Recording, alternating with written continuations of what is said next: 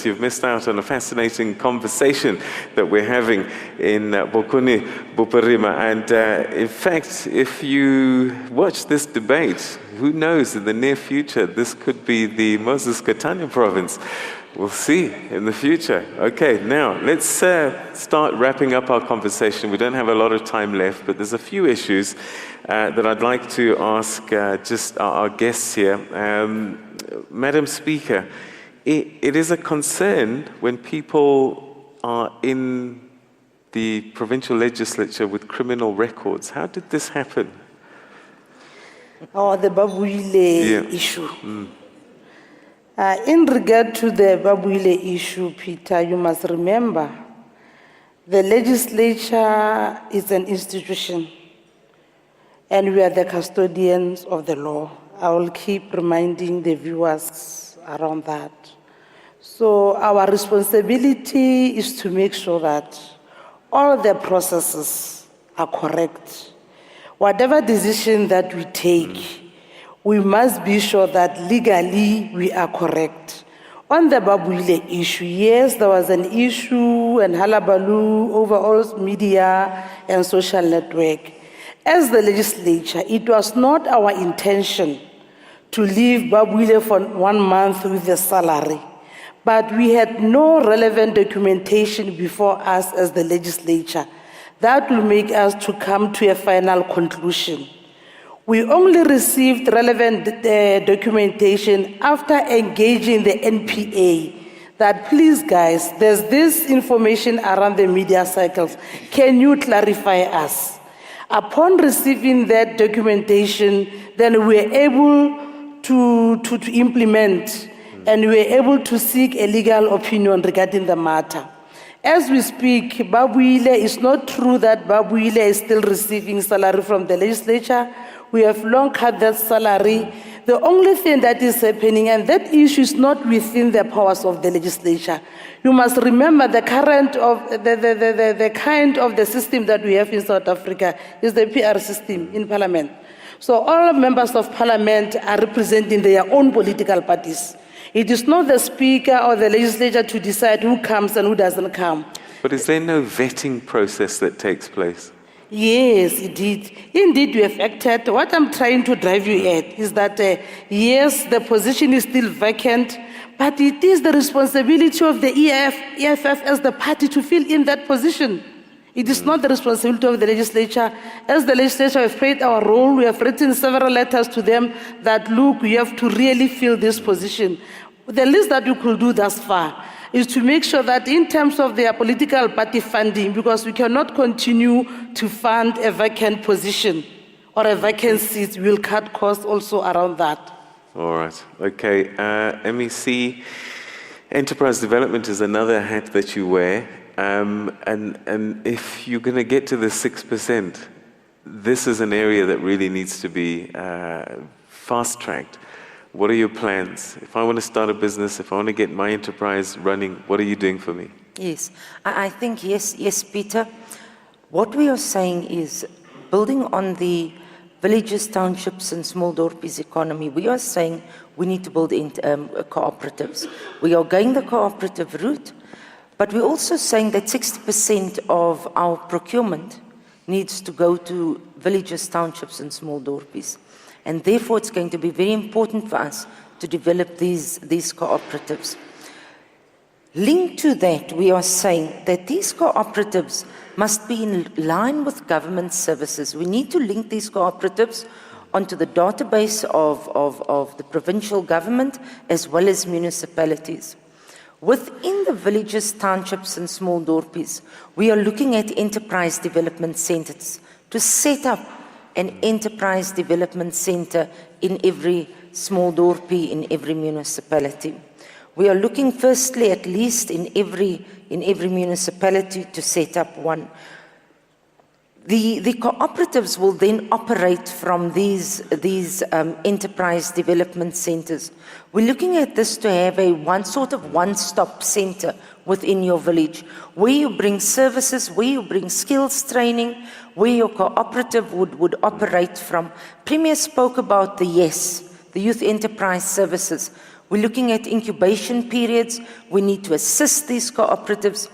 And I think I need to say this, people or our communities haven't been very excited about cooperatives because they were saying these cooperatives are not sustainable. But if we go about this in the correct manner and we link them to the type of procurement or the goods and services that government needs to procure, those that have been identified, and we say, but this type of goods and services can be done through cooperatives, and we link them to government, then surely they must be sustainable, and we must be able to grow the economy through this targeted approach. All right, okay, quick question from table 20. I'm interested in your second question because this is one that's quite emotive and it affects the whole country actually. So perhaps the solution here might help others. If we can go to, is it Maluki Kwaile? Okay, no, thank you very much. Yeah. Maybe firstly I must quickly congratulate the Premier for a non-conventional radical revolutionary posture of the first administration expressed on SOPA. May I ask the Premier as to how he will help address the national grievance on land redistribution, especially commercial and agriculture, to the poor and the workers, and to the community ownership. Thank you. Okay, so land redistribution, that is a national issue. How are you dealing with it in the province? Thank you very much, Peter. We have announced in the State of the Province address the goals that we have reached in as far as this particular matter is concerned, of the distribution of over 12,000 hectares to our people in the province. But what is more important is for us as South Africans to embrace two processes that are pursued at a national level. The first process relates to the 50-50% model in as far as the farms are concerned in the province. And I want to applaud, Peter, at this point, the farmers in the province. Yesterday we got a letter from Mr. J.J. Dutoit. He's a farmer, Afrikaner, who said, I support the move. And all other Afrikaners in the province are saying we support the move. So we will ask the rest to do that so that the other 50% can go to the Africans in particular and blacks in general. The other approach, it is the 12,000 hectares model that not one person must get over 12,000 hectares. So we hope that our people can engage on that particular matter and agree with the government that those are the two processes that we need to follow. Where there is need for us to be flexible, adjust and readjust, our government is not a difficult government. I'm sure we can ensure that we engage on that particular matter. On this point, I must also urge our farmers to treat their farm workers well, Peter, because it's not just about land and so on, and urge our people who get back their land to use it productively, because sometimes we get the land, but there's no plan for us to use the land productively so that we can contribute to the economy. Okay. Social cohesion, national healing, these are the things that we throw out there and we talk about. I look in this room here, and this audience is not representative of the state of affairs.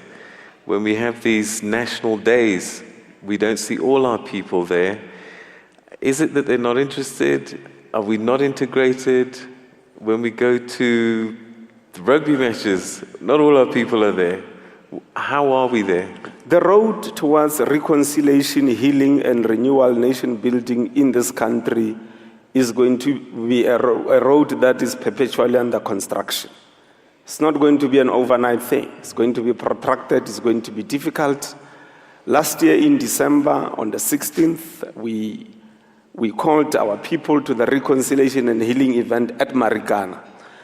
And there were white people there. We even had a choir made up of Afrikaners only who were singing in Marikana as part of reconciliation, healing, and renewal of the province. So I'm saying if we can come together as a people, we will achieve this particular objective. I must say, Peter, that we also welcome the participation of the colors, the Indians and the whites in this province through our Setsokotsane program as we go down on the ground, through our Buali Puso program that takes us to the taxi ranks.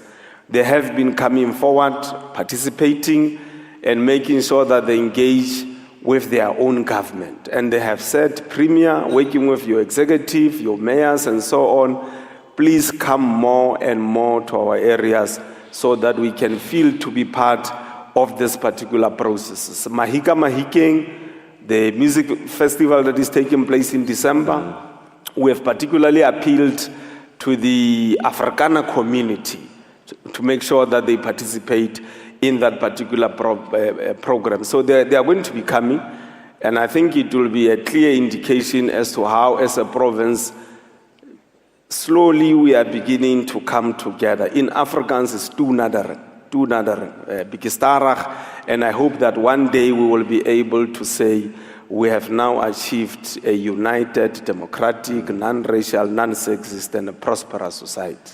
All right, and unfortunately, as with all of these things, we've run out of time, and that's where we're going to have to leave it. But thank you very much indeed for joining us and sharing your thoughts with us today. Madam Speaker Susan Danche, thank you very much indeed for joining us and for sharing your thoughts with us today. Premier Supra Mohamapila, thank you so much indeed, sir. Thank you. And MEC Wendy Nelson, thank you very much indeed. Peter. And we certainly wish you the best of luck with your ambitions, 6% by 2019. I hope we're sitting in this chair in this exact location and you'll be telling me we did it. Yeah. Okay, thank you very much indeed. And that's where we'll leave it here.